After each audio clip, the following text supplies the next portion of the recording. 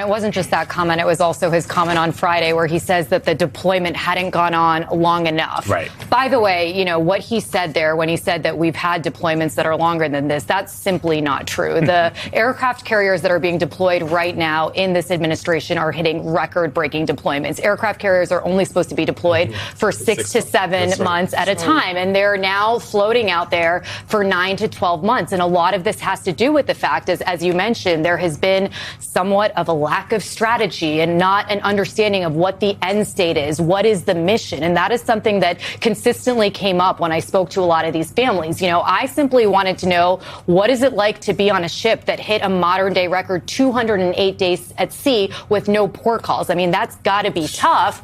And when I was talking to them about no port calls, you mean no opportunity to get off the ship? Yes, to step on land, to get off the ship, to have a chance for the ship to get resupplied, but also to have a little bit of rest and relaxation for the crew, because they have been in nonstop combat operations for months at a time. And what was so interesting to me was I wasn't even going into the political realm with a lot of these folks. They naturally brought it up themselves because the true result and domino effect of all of this is it was causing their loved ones' deployments to get extended and extended and extended indefinitely. And anyone who's ever worn a uniform knows that the one thing in your mind that you're constantly counting down to is that next port call, when you get a chance to have a break or to when you get to see your loved ones again. So when that opportunity seems like it's going away, and then you're also monitoring the news on your phone and you keep hearing from the administration, as you pointed out, that we've won this war, we have completely deteriorated Iran's military,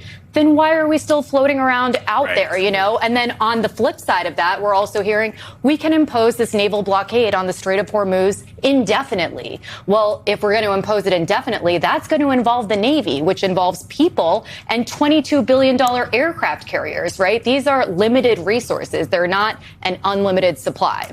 You know, Priya, we're all very captivated listening to you because it's like, it's crazy. And you hear these narratives coming out from the administration. This is what the U.S. Central Command said about the USS Lincoln. This is some reporting. The sailors and Marines of the Abraham Lincoln Carrier Strike Group remain resilient and resolved after more than 260 days at sea. No service members aboard the aircraft carrier have died, and the one sailor who fell aboard August 3rd was quickly and safely recovered. The rampant misreporting on Abraham Lincoln's historic deployment is a disservice to our men and women in uniform and their loved ones. That's what the government is saying about this reporting. But your reporting came about because you yourself have worn the uniform. Your husband has worn the uniform.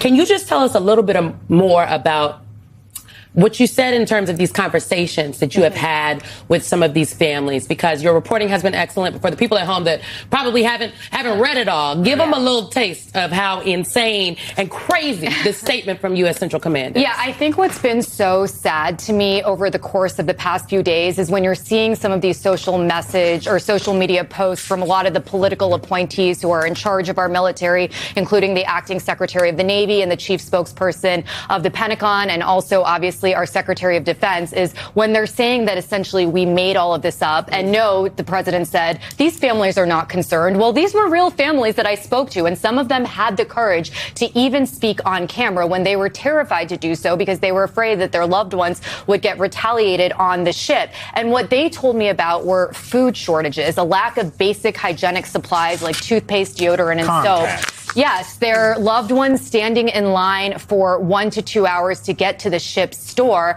And I think it's interesting the fact that, you know, Admiral Cooper said that no one has died. Is that our standard, that everyone is still alive on the ship? I mean, what about all the people who are suffering? I think that needs to be addressed. And so a lot of these families told me that those social media posts were really heartbreaking to them because they genuinely felt like they were being gaslit in a way. And so I think the other thing that's been so sad to see is veterans who have been attacking our current service members. And we saw Sean Parnell post it as well. Well, listen, I went on a deployment. I don't know what everyone's, talking about here. The military is tough conditions. You guys didn't sign up for a Caribbean cruise. crews. But as I said, what's occurring right now in the military is record-breaking stuff.